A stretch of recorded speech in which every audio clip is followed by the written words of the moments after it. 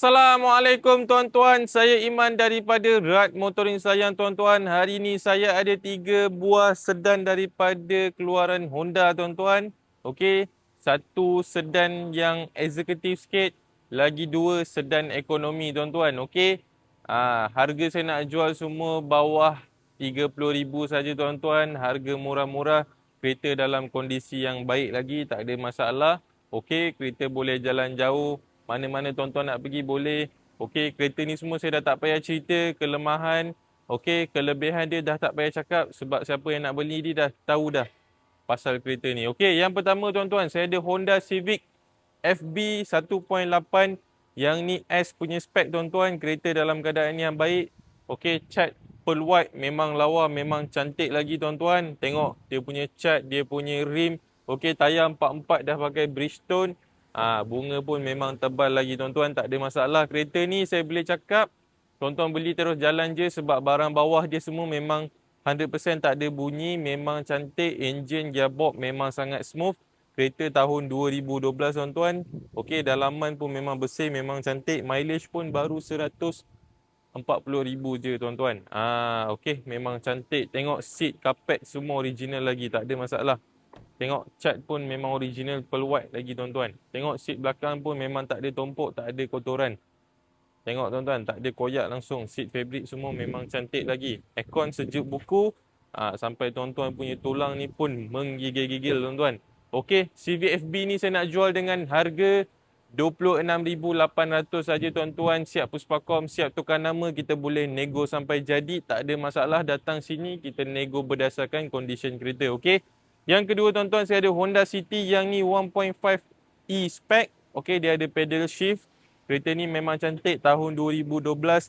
Tayar 44 dah pakai Michelin XM2. Okey, sebiji je, harga lebih kurang dalam 3 ke 400 ringgit tuan-tuan. Tayar pun bunga tebal lagi.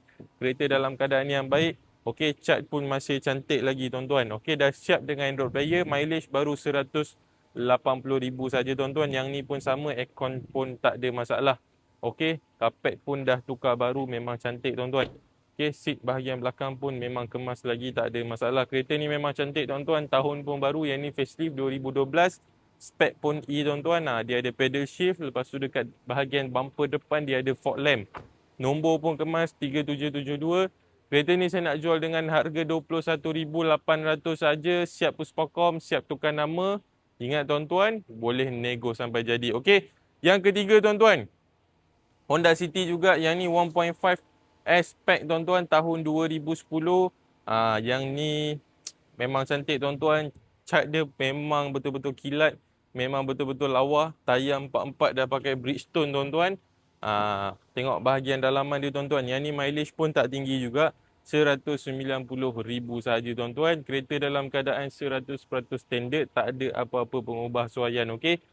Kapet pun memang masih original. Okey, untuk S-Pack ni tuan-tuan, dia tak ada pedal shift. Okey. Tengok tuan-tuan, tayar dia pun semua masih cantik lagi, tak ada masalah. Tuan-tuan, kereta ni saya nak jual dengan harga 18,800 saja tuan-tuan. Siap Puspakom, siap tukar nama, siap boleh nego lagi, tak ada masalah. Okey. Mana-mana tuan-tuan berminat nak dengan 3 buah kereta yang saya review hari ni, boleh datang cari saya di Rad Motoring Selayang, bersebelahan dengan Hospital Selayang. Okey, saya ada lebih daripada 100 unit kereta yang tersedia dekat sini, daripada SUV, MPV, sedan mewah, MPV mewah, SUV mewah, hatchback, kereta ekonomi. Okey, daripada harga 2,000 sehingga ke 50,000 saja tuan-tuan. Mana-mana tuan-tuan berminat, terus call saya Iman. Assalamualaikum.